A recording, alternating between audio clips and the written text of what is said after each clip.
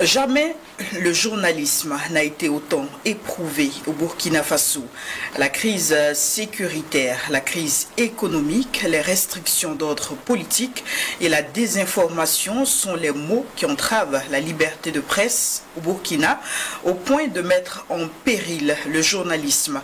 C'est le diagnostic malheureux fait par les professionnels du domaine qui ont commémoré la 27e édition de la Journée nationale de la liberté de la presse sur le thème « Ne brisons pas le rempart, alerte sur la mise à mort du journalisme ».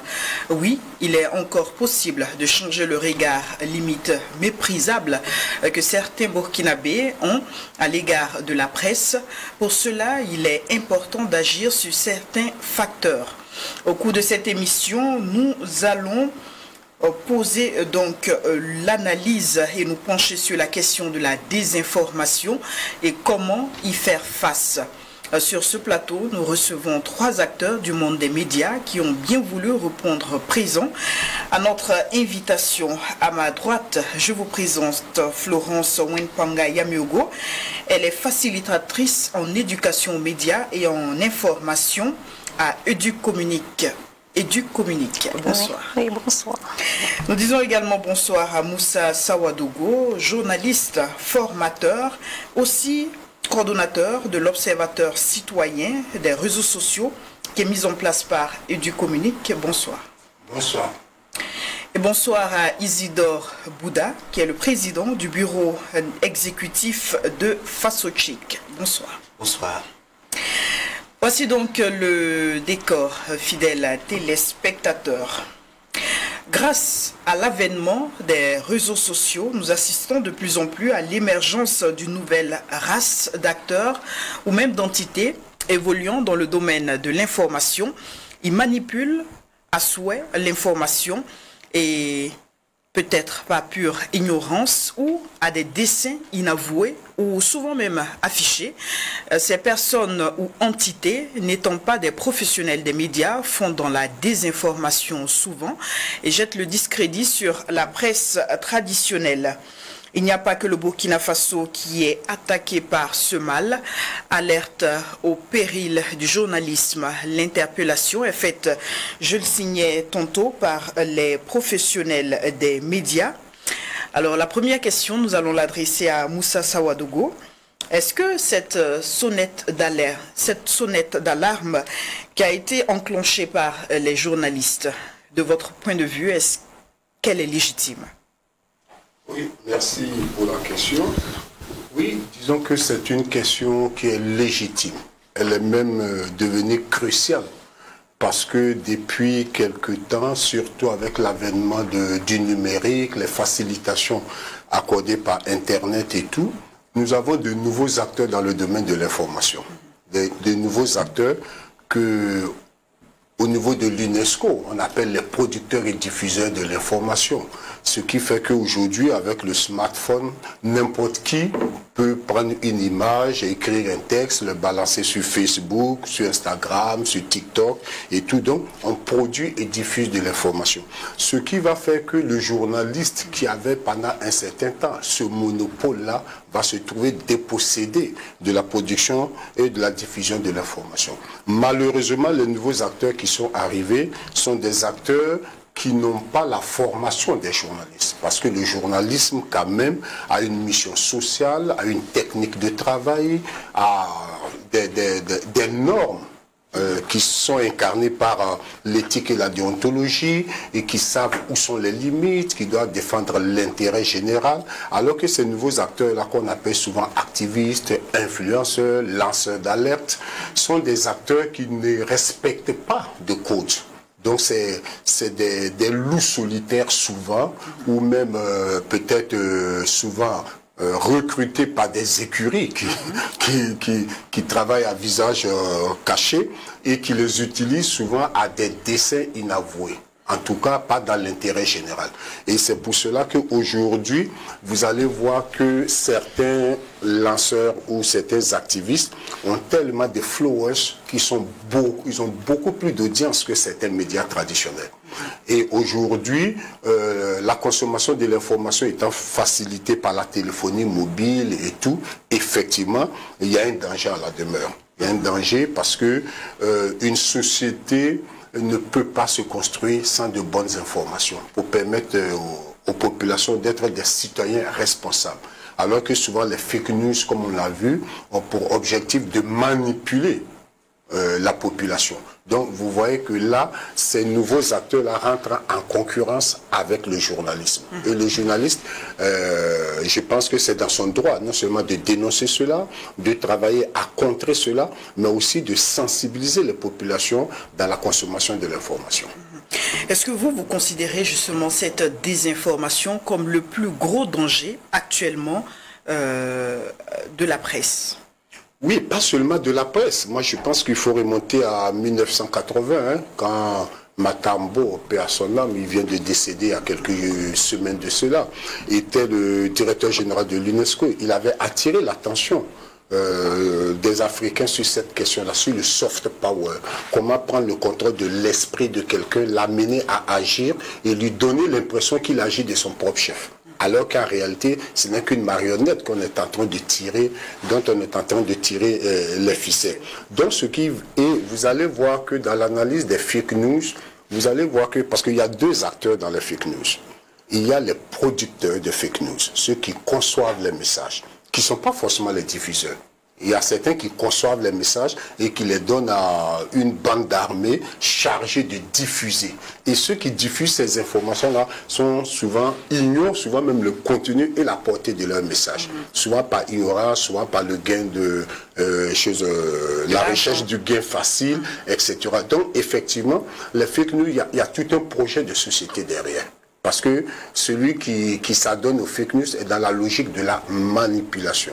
Quand on est dans la logique de la manipulation, c'est qu'on est porteur d'un projet. Un projet inavoué. Un projet dont on n'est pas forcément fier d'afficher.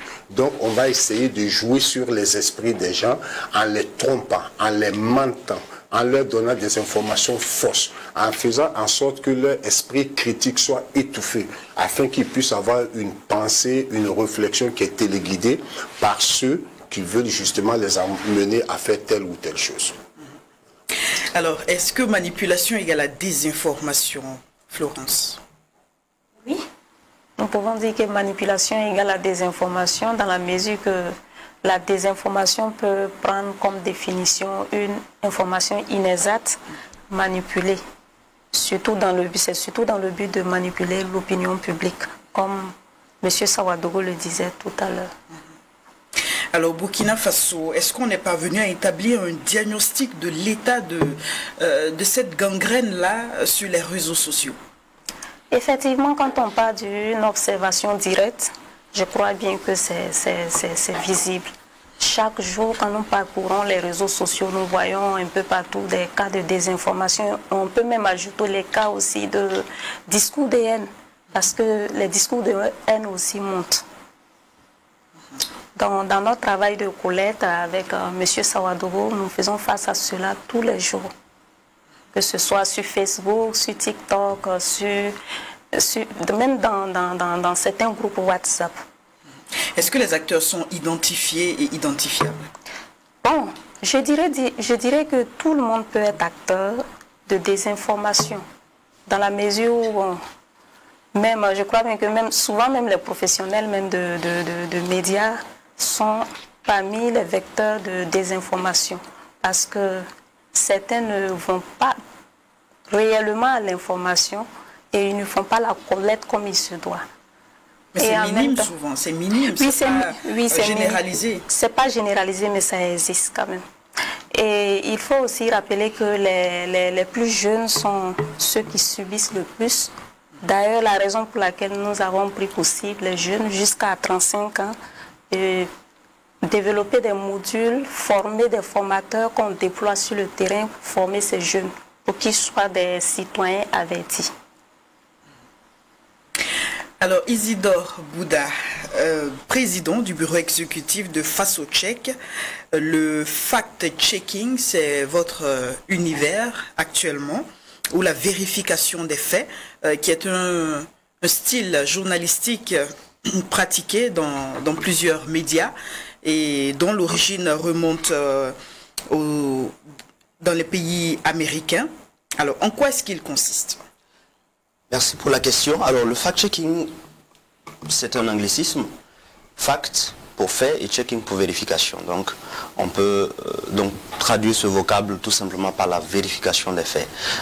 À fact-checking, le travail commence déjà par une observation de l'espace médiatique pour identifier les discours qui y sont tenus et identifier des éléments qui sont vérifiables. Et à partir du moment où on identifie ces sujets vérifiables, on commence alors un processus de vérification pour essayer d'établir la véracité du propos qui a été tenu. Et il faut dire que, pour revenir un peu aux acteurs, on a rencontre de tous les types, de tous les univers. Monsieur Saoudou a parlé tantôt des activistes, des lanceurs d'alerte, d'organisations qui portent des projets, parfois inavoués, ou même des particuliers, des individus qui parfois se trompent dans l'expression de certaines idées. Et c'est pourquoi dans l'analyse du phénomène de la désinformation, il est nécessaire de comprendre le phénomène dans son ensemble. En plus de la désinformation que Mme Yamuro vient d'expliquer, il y a deux autres vocables que sont la mésinformation et la malinformation. La mésinformation, il s'agit tout simplement de diffusion non intentionnelle d'informations fausses, donc sans vraiment le but de nuire. Tandis que la malinformation, là le but est véritablement de nuire. Et il y a des particuliers, des individus qui parfois, en s'exprimant dans les médias classiques ou sur les réseaux sociaux, font parfois de la mésinformation, se trompent sur un chiffre, sur une date, mais sans véritablement avoir l'intention de tromper ou de nuire. Mais tous ces éléments, nous les collectons et nous essayons de vérifier.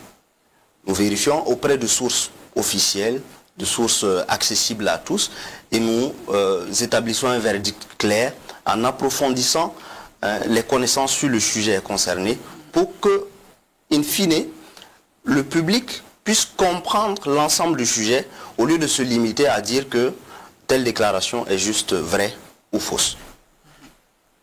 Alors, on est face à un phénomène, comme on l'a si bien précisé, la désinformation, et qui évolue beaucoup sur les réseaux sociaux. Est-ce que cette montée en puissance de la désinformation est liée au fait qu'il y a eu une forme de rupture de confiance entre journalistes et population? Non, il faut dire que la désinformation a toujours existé. Hein. Elle a toujours existé depuis que l'homme est homme. Il y a toujours des fausses informations qui ont circulé. Elle a toujours existé. Mais là, elle a pris une dimension particulière à cause de son amplification par les réseaux sociaux et par Internet. Ce que, vous savez, au début, quand il y avait une rumeur qui circulait sur quelqu'un dans un village, ça peut prendre un mois avant que ça fasse le tour du village. Aujourd'hui, en une fraction de seconde, ça fait le tour du monde. Ça va très vite et le problème, c'est que tout ce qui est dit est archivé. Et donc, aujourd'hui, je pense que c'est ça le danger. C'est que l'information devient virale. C'est comme une épidémie. Certains vont parler même de l'infodémie, considérer l'information comme une épidémie. C'est-à-dire que dès qu'elle est lancée, c'est fini. Elle contamine et pas de récepteur en récepteur, et puis elle finit par atteindre une dimension où on ne peut plus la contrôler. Même l'auteur de cette information ne la contrôle plus. Et je pense que c'est un peu ça le problème. Mais il faut dire quelque chose, c'est que moi j'ai bon espoir parce que les fake news ont poussé le journalisme à se remettre en cause. Ont poussé le journalisme à s'adapter à ça. Parce que le journalisme, souvent, n'oublions pas que c'est une science. C'est la science sociale. Ça s'enseigne en sciences sociales, le journalisme. Donc, en fonction de l'évolution de la société, des mœurs, des modes de consommation et des difficultés, le journalisme s'adapte toujours. Donc, aujourd'hui, le journalisme a donné naissance à de nouvelles formes de journalisme. Le fact-checking, par exemple. Aujourd'hui, dans pratiquement toutes les rédactions sérieuses, il y a quand même une cellule de fact-checking qui essaie de suivre un peu. Les OSC le font. Certains médias qui n'arrivent pas avoir une cellule travaille avec la société civile, comme Faso Tchèque, Dieu communique, ou ABB, etc. Donc, et l'autre élément, c'est que le journalisme a évolué aussi pour aller vers ce qu'on appelle aujourd'hui le data journalisme, c'est-à-dire le journalisme des données. Il ne suffit plus de dire que quelque chose s'est passé, il faut donner des éléments. Donc, ce qui fait que je pense que le journalisme est en train d'évoluer, il est en train de s'adapter. Et l'autre élément, c'est que beaucoup au sein de nos populations ont compris ce que c'est que les fake news, ça fait du mal. Et c'est pour ça que je pense que les structures comme Edu Communique, comme Faso Tchèque ou comme ABB, comme d'autres, chaque fois qu'ils ont des séances, mais les jeunes viennent beaucoup parce que les jeunes ont besoin, ont envie d'apprendre. Je sais qu'au niveau de Edu Communique, nous avons organisé des panels justement sur différents thèmes où on a fait venir des professeurs d'université, des acteurs, des professionnels de l'information et avec les jeunes. Et souvent les débats étaient houleux. Il a fallu à un moment arrêter les débats parce que les jeunes ont envie d'apprendre. Pourquoi? Parce que nous sommes tous exposés aux fake news. Nous pouvons être auteurs, comme il a dit, nous pouvons donner des fausses informations sans intention, peut-être parce que nous n'avons pas la bonne information nous-mêmes, donc pas forcément une intention de nuire derrière, mais c'est que nous nous rendons compte que nous-mêmes, nous pouvons être victimes de fake news. Et que l'un dans l'autre, les fake news aujourd'hui ne sont pas de nature à nous donner des informations complètes nous permettant de connaître la réalité. Et pire, au Burkina Faso, nous avons constaté que les fake news sont arrimés au discours de haine. C'est-à-dire que, et dans le cas du Burkina, c'est un phénomène très inquiétant. Et c'est là que se trouve le problème, justement. Oui, parce que les fake news, dans la plupart des cas, en tout cas ce que nous on voit au niveau de Edu Communique, la plupart des cas, quand nous analysons les fake news, nous allons voir que les fake news sont toujours quelque part porteurs d'un discours de haine. Mais ça aussi, c'est lié un peu au contexte sécuritaire que vit le pays. Alors vous dites que les jeunes adhèrent, les jeunes sont motivés, ils arrivent à faire la part des choses, mais malgré ça, ça n'arrive pas à contenir le problème. Non, ça n'arrive pas à contenir le problème parce que, comme je le dis, nous sommes dans un contexte au Burkina qui est très difficile, c'est-à-dire la question sécuritaire, qui a donné naissance à une crise humanitaire. Et vous savez, hein, le débat sur la sécurité a mis en lumière beaucoup de problèmes latents qui étaient dans notre pays. La question ethnique, il faut avoir le courage de le dire, il est venu.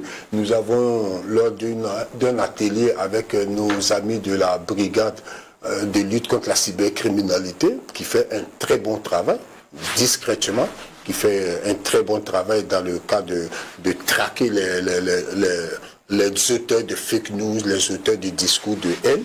Donc il y a le contexte qui est là. Et l'autre élément, c'est aussi le fait qu'on a libéralisé Internet. Ça donne une telle facilité aux gens que beaucoup pensent qu'ils peuvent se cacher derrière des pseudos, des faux comptes. Mais heureusement qu'au Burkina Faso, c'est fini maintenant. On ne se cache plus. Je pense que la BCLCC a tous les moyens d'aller vous dénicher là où vous soyez. Voilà. Alors Isidore Bouda, vous souhaitez réagir sur cette question? Oui, surtout pour parler de l'amplification ou du fait que la désinformation continue à prendre de l'ampleur. Je suis entièrement d'accord avec ce que M. Saourou a dit. Juste ajouter que au niveau des médias et des journalistes, il y a une profonde question aussi qu'il faut se poser et une analyse à avoir. C'est qu'il y a, s'il y a autant de désinformation, c'est qu'il y a aussi beaucoup de trous informationnels au niveau de la population. Plusieurs sujets qui ne sont pas suffisamment couverts. Et la nature ayant horreur du vide, malheureusement, il se trouve des gens qui vont venir combler ce trou. Mais est-ce que ce sera avec des informations de qualité? Là se pose la véritable question. On peut revenir quelques années en arrière avec Covid. Dès qu'on a eu le premier cas au Burkina Faso, les gens ont commencé à se poser des questions. Comment est-ce qu'on peut se prendre en charge lorsqu'on est atteint de cette maladie? Est-ce que le pays est capable de faire face à cette maladie? Lorsqu'on voit les milliers de morts en Europe, en Asie et autres, et malheureusement, il n'y avait pas suffisamment de réponses. Ni au niveau des spécialistes, ni au niveau des médias qui peuvent aller faire des recherches, qui peuvent aller peut-être pousser, on va dire, les spécialistes à essayer de rassurer, d'apporter des éléments d'information. Et c'est là il s'est trouvé des gens qui ont publié beaucoup de remèdes miracles, censés soigner pour certains et d'autres prévenir, et qui ont malheureusement entraîné beaucoup de maladies, beaucoup de problèmes de santé à des gens. Il y a des citoyens qui ont cru à ces messages-là parce qu'ils voulaient juste se protéger. Ce qui veut aussi dire que en situation de crise, comme M. Saoudrou le disait, en situation de crise, on a un besoin accru d'information. Mais pourtant, en situation de crise aussi, l'information, l'accès à l'information, même pour les médias, n'est pas aussi aisé que cela. Et c'est justement pour cela que le journaliste doit s'adapter à la situation, au contexte. Il doit évoluer avec son temps. Parvenir à pouvoir dénicher des informations, trouver des informations dont le public a besoin, parce que c'est aussi ça sa mission. Malheureusement, on ne peut pas dire à nos auditeurs, à nos téléspectateurs, à nos lecteurs, bon, il y a un sujet, ça vous intéresse, mais malheureusement, nous n'avons pas d'informations. C'est véritablement aux journalistes aujourd'hui de se remettre en cause. Il y a énormément de techniques qui commencent à naître, énormément d'outils qui commencent à être développés, que les journalistes peuvent véritablement exploiter. Pour prendre un exemple, chez nous en fact-checking, nous avons parfois besoin de beaucoup de données qui ne sont pas forcément accessibles. Lorsqu'on contacte les services publics, l'administration publique, très souvent nous faisons face à la lenteur, parfois il y a des incompréhensions, il y a la rétention de l'information et tout. Mais il y a aujourd'hui des données qui sont ouvertes, qu'on peut consulter, qui sont tout aussi fiables. Et parfois même certaines données publiques sont stockées ailleurs, où on peut véritablement avoir accès sans beaucoup de difficultés. D'où le fait de maîtriser les outils. Exactement, d'où le fait de véritablement se former davantage, maîtriser les outils technologiques aujourd'hui, tout ce qui est intelligence artificielle, tout ce qui est outils de recherche avancés, outils de vérification. C'est extrêmement important pour un journaliste aujourd'hui, en 2024, d'être en mesure de faire toutes ces vérifications-là. Sinon, juste même au sein de sa famille, on pourrait avoir en face de soi un sujet, ben, on te demande, bon, c'est toi qui es journaliste, est-ce que ce contenu est vrai? Bon, on n'a pas les clés. Et là, on perd un peu en crédibilité parce que dans les yeux de plusieurs personnes, notamment en milieu rural, on trouve que le journaliste est celui qui sait. Bien entendu, on sait qu'il va chercher auprès d'autres sources, mais beaucoup de personnes estiment que le journaliste est celui qui sait. Et si malheureusement on ne se forme pas, on ne s'outille pas, on ne s'actualise pas, on sera véritablement en marge et la désinformation continuera à prendre le pas de l'ascenseur pendant que nous prenons les escaliers. Alors, on parle des informations, mais pour la contrer, il y a l'éducation aux médias et à l'information qui se présente comme l'alternative. Alors, quelles sont ces étapes? Les étapes de l'éducation aux médias, c'est comme je l'avais déjà expliqué auparavant, à notre niveau, nous procédons d'abord par le développement des modules. Et après le développement des modules, nous formons des formateurs et après ces formateurs sont déployés sur le terrain pour former les jeunes. Et il faut rappeler que cette idée est venue du principe que les médias, surtout les réseaux sociaux, influencent beaucoup l'opinion publique, surtout les jeunes. De nos jours, on voit quand on parle de désinformation, le canal par lequel la désinformation passe pour prendre de l'ampleur, ce sont les réseaux sociaux. Alors que les jeunes sont les plus gros utilisateurs des réseaux sociaux. Et chez nous, c'est comme je le disais tantôt, il y a la question de la formation. Nous avons aussi mis en place un observatoire plutôt citoyen des réseaux sociaux. Et à chaque collecte, nous donnons une réponse. Et ces réponses-là se matérialisent à travers des activités IEC, CCC, information, éducation, communication, dans le but d'un changement social positif. Nous faisons donc des panels, il y a des ateliers d'échange et des discussions qu'on mène avec plusieurs acteurs. Alors on va aller dans le contenu des formations. Qu'est-ce qui est donné comme formation? Qu'est-ce qui est dit face aux jeunes en termes de stopper la désinformation, en termes d'éducation aux médias? En termes d'éducation aux médias, il faut dire que la stratégie d'Educommunique, c'est de prendre l'éducation aux médias pour résoudre beaucoup de problèmes en même temps. Mais dans le cadre de la désinformation, dans le cadre de la lutte contre la désinformation, nous initions les jeunes nous initions les jeunes à vérifier les informations avant de croire, c'est-à-dire développer leur esprit critique. C'est surtout ça, c'est dans le domaine de la vérification des informations. Alors, cela veut dire concrètement, lorsqu'une information tombe d'une source A, vous leur demandez d'aller sur les médias traditionnels pour voir s'ils en parlent ou non, avant de pouvoir disposer de cette information. C'est exact? Effectivement.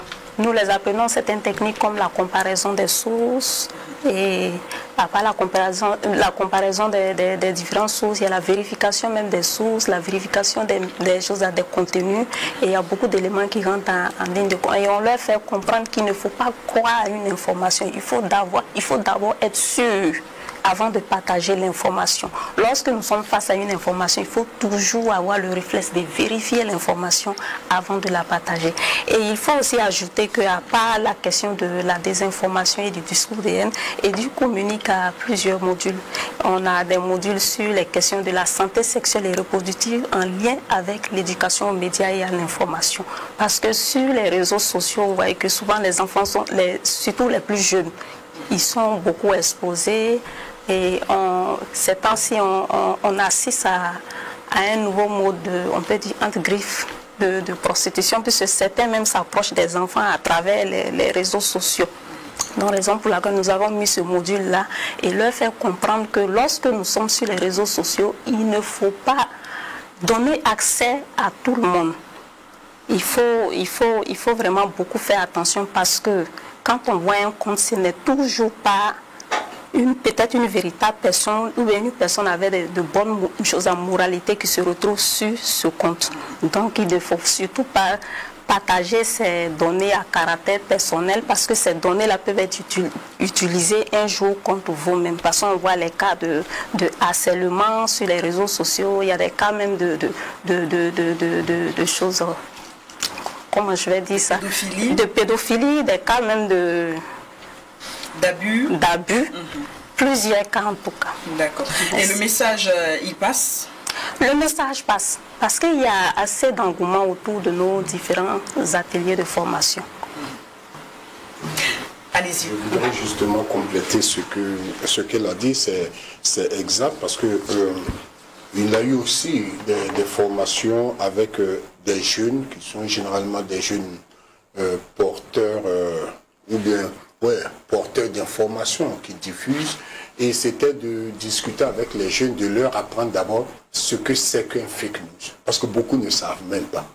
Et puis à quel moment on contribue à la diffusion des fake news, parce que je reçois quelque chose, c'est nouveau, ça me surprend, tout de suite j'ai envie de te l'envoyer, partager avec toi, et je te l'envoie, croyant t'informer de quelque chose. Moi, à partir de ce moment, je deviens diffuseur de fake news. Donc, leur permettre justement comment avoir un esprit critique quand il y a une formation comme ça. Et d'ailleurs, avec Duc, on a eu un atelier, je pense que nous avons produit pratiquement une trentaine de messages, souvent avec des vidéos, juste des messages qui sont des messages d'une seconde maximum, où on dit des choses, on diffuse dans les réseaux des jeunes, comment se comporter face à telle ou telle situation.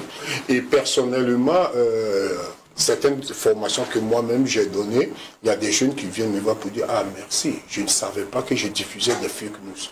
Je croyais juste partager des choses avec des amis, mais je me rends compte que je contribuais. » Donc, c'est pour cela, c'est un travail de longue haleine. Hein. C'est un travail de longue haleine, c'est pas évident. Mais aussi, on a formé aussi les jeunes pour dire que, parce que si vous regardez, il y a des fake news qui nous dépassent, hein, parce qu'il y a des fake news qui ne sont pas fabriquées au pays ici, qui viennent d'ailleurs. Et quand vous regardez de façon globale le monde des fake news, vous allez voir que tout cela fait partie d'un jeu géopolitique, géostratégique. Parce qu'on a des pays comme les États-Unis, comme la Chine, comme la Russie, comme la France, comme l'Inde, ou comme tous ces pays qui se battent pour pour occuper avoir la l'Afrique. première place. Ouais, pour avoir l'Afrique. Voilà, il y a des partenaires traditionnels que de nouveaux partenaires veulent bousculer, chacun veut avoir sa place. Et vous voyez, on est devenu un terrain où on n'aura plus de forces coloniales qui viendront avec des armes. Le hard power venir avec des armes, tirer sur tout le monde, s'imposer, c'est fini. Maintenant, c'est une nouvelle arme. On prend le contrôle de l'esprit des gens et on amène les gens à faire le travail et à distance, on observe ça, donnant l'impression aux gens qu'ils ont pris leur destin forcément en main, alors que souvent, ce n'est pas le cas.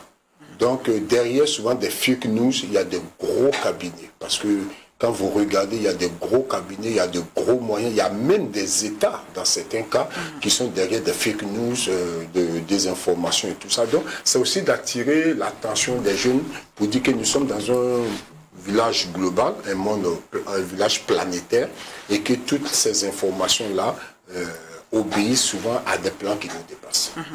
Alors Isidore, est-ce que justement ce sont ces types de désinformation qui sont difficiles à combattre? Oui, c'est exactement ce type de désinformation qui sont les plus difficiles à combattre, parce que effectivement, il faut beaucoup de temps pour pouvoir les démêler. C'est comme véritablement une pelote de laine complètement enroulée, mais dont on ne retrouve pas le bout. Et ça demande beaucoup de moyens techniques, beaucoup de travail et beaucoup de moyens logistiques aussi, afin de pouvoir démêler tout ça. Parce que véritablement aujourd'hui, je vais même circonscrire encore, quand on prend l'espace sahélien dans son ensemble, c'est aujourd'hui, j'ai envie d'oser de le dire, c'est le seul espace aujourd'hui au monde qui devient un terrain de jeu géopolitique sur les questions de désinformation ou d'information, ça dépend de comment on voit le problème. Voilà. Donc, ça demande énormément de problèmes et énormément de travail. Et c'est pourquoi, chez nous, au niveau de FASOCHEC, nous disons que on ne peut pas travailler sur la désinformation sur uniquement le fact-checking, donc la forme éditoriale, la lutte contre la désinformation, ou uniquement que par la formation. Bien entendu, on peut le faire, mais il faut aller au-delà en réfléchissant sur une approche holistique, en intégrant des questions d'études, de recherche à la fois fondamentale et appliquée, sur les dynamiques de la désinformation, comment est-ce qu'on arrive à avoir des connexions entre diverses organisations, divers acteurs, voilà, pour en fait pouvoir combattre le phénomène. Sinon, ce sera difficile. Et au-delà des études, des recherches, il faut aussi avoir de l'intervention communautaire, afin de permettre en fait aux citoyens de pouvoir développer leur esprit critique. C'est l'un des objectifs d'ailleurs de l'éducation aux médias. Dit comme ça peut paraître superflu, mais c'est tout simplement accompagner les citoyens à oser penser par eux-mêmes, à prioriser une pensée beaucoup plus basée sur la factualité que sur les émotions, ou bien sur la base d'une crédulité futile, parce qu'on se dit, bon, étant donné que c'est le grand frère qui a dit, forcément c'est vrai. C'est vraiment travailler à responsabiliser les citoyens, afin qu'ils soient des remparts contre la désinformation. Parce que malheureusement, si à ce niveau-là, le travail n'est pas suffisamment bien fait, la désinformation qui exploite des esprits facilement manipulables, séductibles, pourra passer et prendra de l'ampleur. Et on va avoir des gens qui vont juste partager continuellement des contenus sans aucune vérification parce qu'ils pensent que c'est vrai, et qui entraînera beaucoup de problèmes. Donc c'est une somme de moyens qu'il faut véritablement employer afin de pouvoir lutter contre la désinformation. Mais un dernier point que j'aimerais ajouter, c'est qu'il faut que aussi au niveau de l'État central, il y ait une prise de position véritable pour travailler sur des politiques publiques en lien avec la lutte contre la désinformation et subsidiairement ou aussi avec le discours de haine, parce que c'est véritablement deux phénomènes qui se suivent. Parfois, on a du discours de haine qui entraîne de la désinformation, ou de la désinformation qui entraîne avec elle du discours de haine, avec toutes les conséquences qu'on peut observer dans nos sociétés. Alors actuellement, on est face à l'intelligence artificielle. Est-ce que, avec cette nouvelle donne, cela rend encore plus difficile le fait de lutter contre la désinformation? Ça donne beaucoup de travail, en tout cas aux vérificateurs, parce que l'intelligence artificielle évolue très rapidement. Et aujourd'hui, il y a encore 4-5 années, lorsque nous commencions à travailler sur le fact-checking, c'était facile à l'œil nu de reconnaître une vidéo créée par l'intelligence artificielle ou bien une voix off créée par l'intelligence artificielle. Mais aujourd'hui, c'est quasi parfait. Et on a du mal parfois, si on n'a pas un œil exercé ou les outils adéquats, à dire, bon, tel contenu est créé par l'intelligence artificielle ou à dire qu'il est authentique. Mais derrière, c'est aussi interpellateur. Et comme on le disait, il faut qu'on s'adapte. L'intelligence artificielle peut ne pas être vue comme un ennemi, mais comme un allié aussi. C'est à nous de voir comment est-ce que nous pouvons travailler en bonne intelligence avec ce type d'outils pour aussi contrer la désinformation générée par ces outils-là. Dans le milieu académique, par exemple, de plus en plus, il y a des plateformes qui se créent pour pouvoir, on va dire, identifier les étudiants qui essaient de jouer avec l'intelligence de leur maître en soumettant leur devoir à l'intelligence artificielle pour pouvoir détecter des textes générés par l'IA et éventuellement les sanctionner. C'est aussi ce que nous devons faire. Et FasoCheck est résolument engagé vers ce genre de processus. Et nous travaillons actuellement sur des projets avec des personnes qui s'y connaissent très bien pour pouvoir essayer d'entraîner des solutions d'intelligence artificielle afin de nous aider à aller plus rapidement dans la vérification des contenus.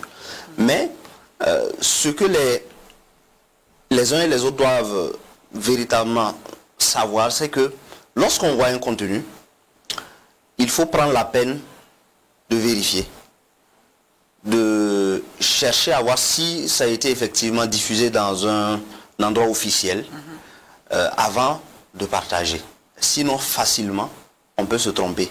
Et c'est déjà arrivé à plusieurs personnes, comme Mme Yamego le disait, même à des journalistes professionnels, ça leur est arrivé de diffuser des contenus malheureusement générés par l'intelligence artificielle. C'est totalement faux. À ce niveau, dans la prudence doit être de mise. Oui, nous écoutons. Il a dit quelque chose qui pour moi est très important, c'est-à-dire que l'intelligence artificielle va compliquer la tâche des fact-checkers. Mais je pense que le premier élément d'un bon fact-checker, c'est vraiment le bon sens, de savoir garder le bon sens et d'avoir le doute. Quand on regarde quelque chose qui semble un peu sortir de l'ordinaire, qu'on commence à se poser la question pourquoi. Parce que les auteurs des fake news, ce qui fait que les fake news prennent, c'est que c'est des gens qui sont très intelligents. Vous allez voir que les fake news sont construites à partir d'informations au début vraies. On va partir chercher quelque chose qui semble vrai, quelque chose à laquelle tout le monde croit. Et on va extrapoler, on va partir de ce fait-là et puis aller un peu dans tous les sens. Et le vraisemblable dans les fake news, c'est ça qui va faire que souvent c'est accroché. C'est un peu l'hameçon qui va faire que ça va accrocher. Mais la meilleure manière de ça, c'est de vraiment avoir l'esprit critique. Et c'est pour cela qu'au niveau de l'UNESCO, par exemple, quand on parle d'éducation aux médias et à l'information, ils insistent beaucoup sur l'information. Parce que pendant très longtemps, on a eu des séances d'éducation aux médias. On a appris aux gens comment faire des vidéos. On a eu des concepts de journalistes citoyens. Tout le monde peut produire son information. Les citoyens deviennent producteurs. Mais en même temps, on a appris aux citoyens comment utiliser l'outil. Mais on ne lui a pas appris comment réfléchir de façon épistémologique sur l'utilisation de cet outil-là. Donc tout le monde est devenu producteur et diffuseur d'informations. Et maintenant, la question éthique et déontologique, c'est maintenant qu'on commence à se la poser, d'où l'ajout de information. Il faut éduquer aussi les gens à l'information, à la consommation et avoir un rapport un peu distancié avec l'information pour pouvoir la critiquer. C'est très important. Alors, actuellement, on est dans une guerre géostratégique, comme Moussa Sawadogo l'a si bien relevé, avec l'intelligence artificielle. Il y a beaucoup de facteurs qui entrent en ligne de compte. Maintenant, quels peuvent être les défis de l'Afrique face à cette lutte-là? Pour moi, l'un des plus grands défis, c'est vrai, on peut parler des défis technologiques, avancer sur les questions de compétences, de capacité à travailler sur des sujets complexes de désinformation. Mais pour moi, le premier enjeu, c'est que les Africains doivent avoir leur propre agenda en matière de lutte contre la désinformation. Aujourd'hui, il y a beaucoup de programmes, beaucoup d'appels à projets et tout, qui veulent lutter contre une influence particulière, ou des programmes de recherche sur des influences liées à la désinformation. Mais ce sont des programmes qui viennent d'ailleurs. Ce sont des programmes qui viennent d'ailleurs. Ce n'est pas forcément ça le problème, mais le problème c'est que malheureusement on passe le temps à faire la bagarre d'autres personnes en oubliant nos propres problèmes, notre propre agenda en matière de lutte contre la désinformation. Au Burkina Faso, lorsqu'on veut avoir une analyse profonde sur la désinformation, est-ce que le véritable problème c'est parce qu'un pays veut véritablement prendre le pouvoir? Ou est-ce que c'est malheureusement à cause de l'insuffisance ou le manque de capacité ou de connaissance véritablement de comment fonctionne l'espace médiatique, de comment est-ce qu'on peut manipuler des opinions? Quel est le vrai problème de la désinformation au Burkina? Je pense que c'est autour de ça on devrait plus se pencher. Essayer de travailler à rendre les citoyens beaucoup plus autonomes, à avoir ce que j'appelle une sorte de résilience cognitive pour pouvoir faire face à ces défis, à ces problèmes générés par la désinformation. Je pense que ça, c'est véritablement un défi fondamental sur lequel nous devons travailler.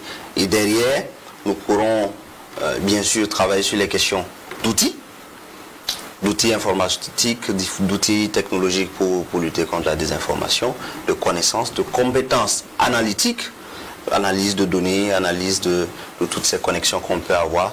Mais le premier, comme je le disais, c'est vraiment l'agenda.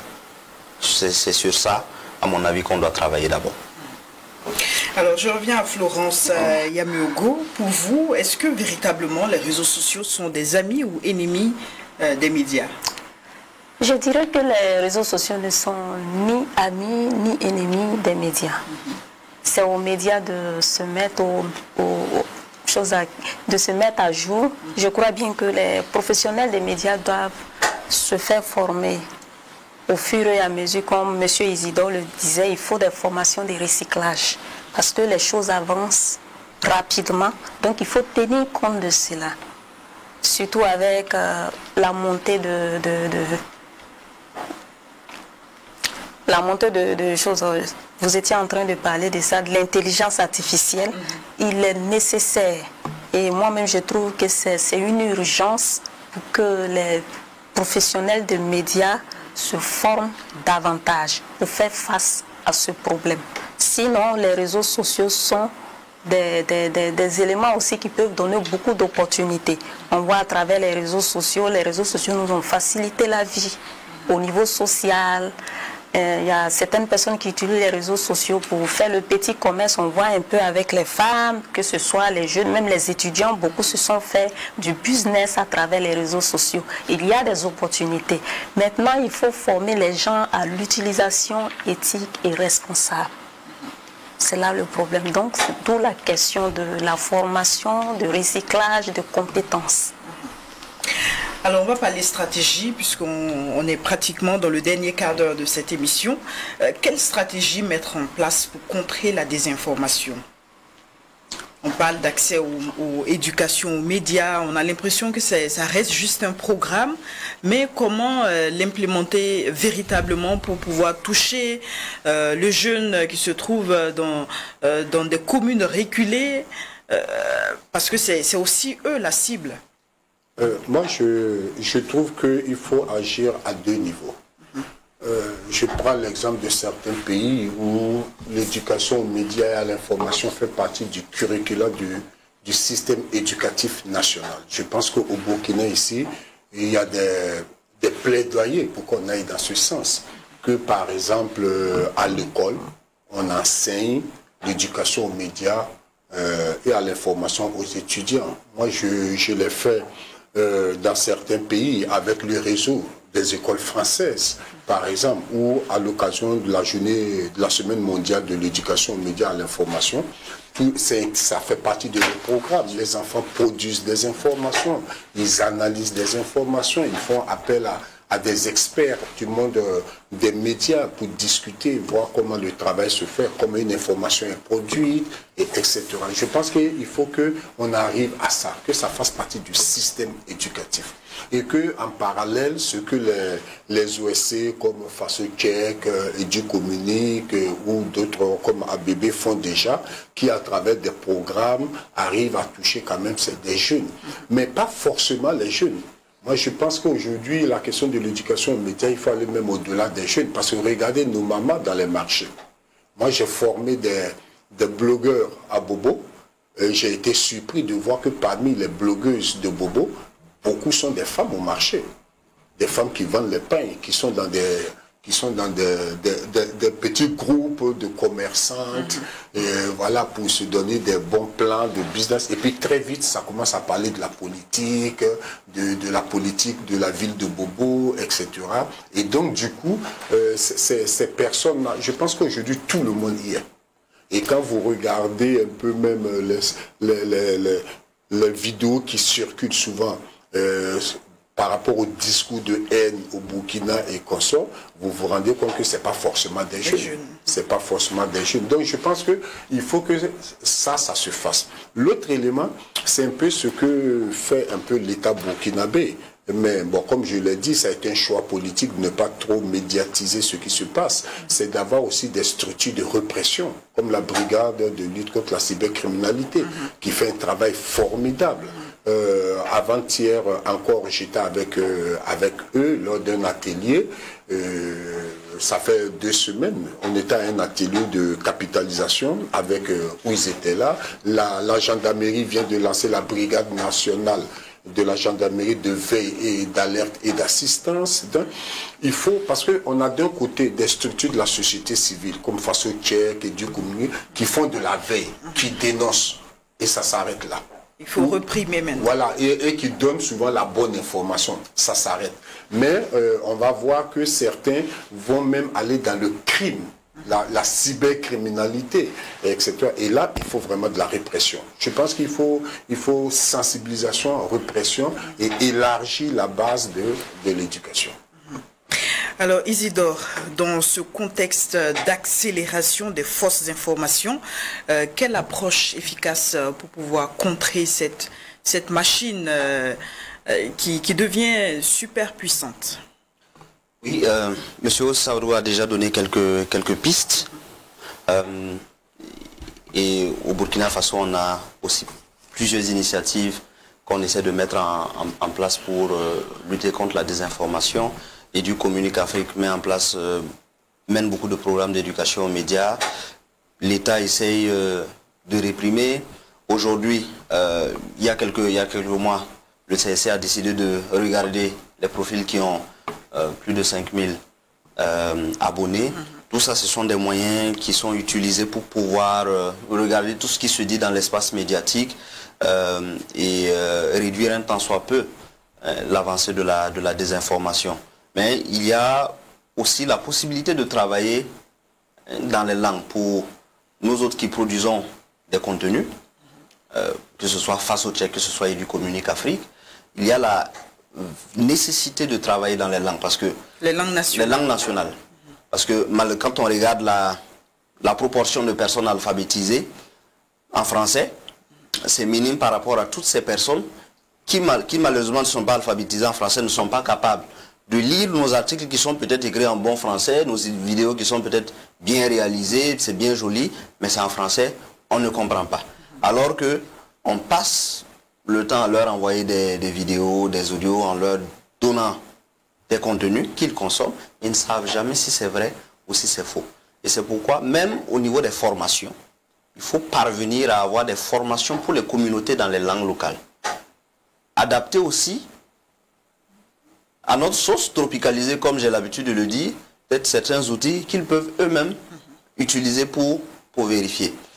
Nous sommes, au niveau de FasoCheck, déjà engagés dans ce processus parce qu'il y a une série de formations que nous avons déjà menées avec des radios communautaires et il y en a beaucoup, 54 en tout, qui reprennent les contenus de fact-checking que nous produisons et qui aussi produisent d'autres sujets de fact-checking, mais véritablement en langue locale, donc en San, en Djoula, en Gourmaché, en Moré, et ainsi de suite. Et aujourd'hui, dans la plupart de ces radios, quand on fait une semaine et que, bon, il n'y a pas d'article de fact-checking balancé au niveau de la radio, il y en a qui se posent des questions.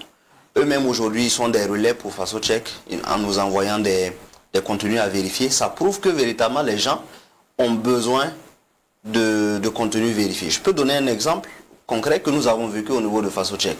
Il y a une vidéo que nous avions vue et nous avions vérifié, c'était faux, c'était pas vrai. Et quelque part dans un kiosque, on a vu quelqu'un qui regardait la même vidéo, qui s'est lancé dans des commentaires vraiment terribles en se disant, bon voilà c'est vrai, il faut sanctionner, il faut, avec beaucoup de discours de haine envers certaines communautés qui étaient incriminées dans la vidéo. Et c'est là que nous l'avons approché, nous lui avons présenté notre article, nous lui avons expliqué, c'était en Moré, il nous a dit, mais c'est bien, mais moi je ne sais pas lire. Vous m'avez expliqué en Moré, j'ai compris. Nous, on ne comprend pas, on ne sait pas lire. Nous, quand on nous envoie une vidéo, un audio, on peut cliquer, on écoute et puis on balance. Donc, c'est aussi, on partage. Donc, c'est à nous aussi de redescendre et de travailler véritablement, main dans la main avec les communautés, pour aller ensemble dans cette lutte. Parce que nous avons besoin d'eux aussi, comme je le disais tantôt, un rempart véritable contre la désinformation. L'autre pan, M. Saourou l'a dit, c'est l'intégration des modules d'éducation aux médias et de fact-checking dans les curricula de formation. Aujourd'hui au Burkina, malheureusement, les journalistes qui sont en train de sortir des écoles n'ont pas tous des formations en fact-checking. Alors que ceux qui sont actuellement dans les écoles, ils doivent faire face à la désinformation pendant au cours de leur carrière. Donc, est-ce qu'on va attendre qu'ils finissent leur formation et d'aller sur le terrain et être incapables de faire face à ce défi? Je pense que ce n'est pas une bonne idée.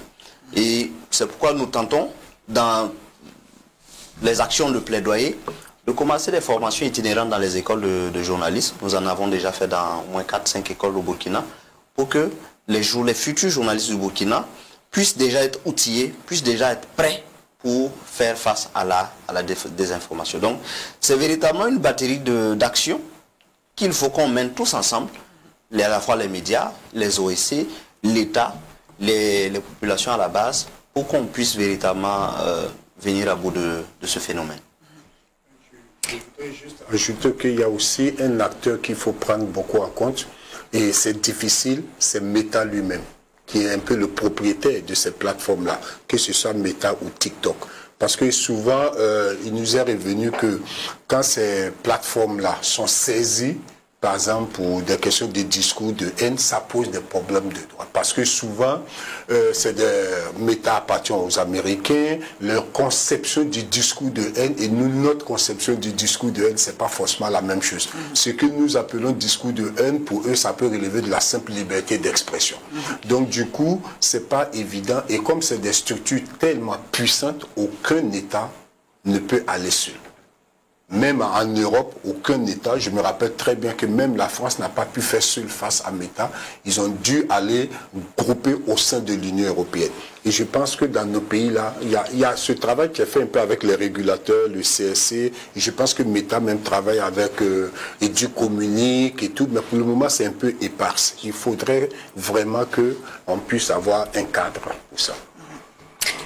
Oui, Isidore, dernier mot avant de passer la parole à Florence. Oui, effectivement, on peut véritablement travailler avec ces plateformes.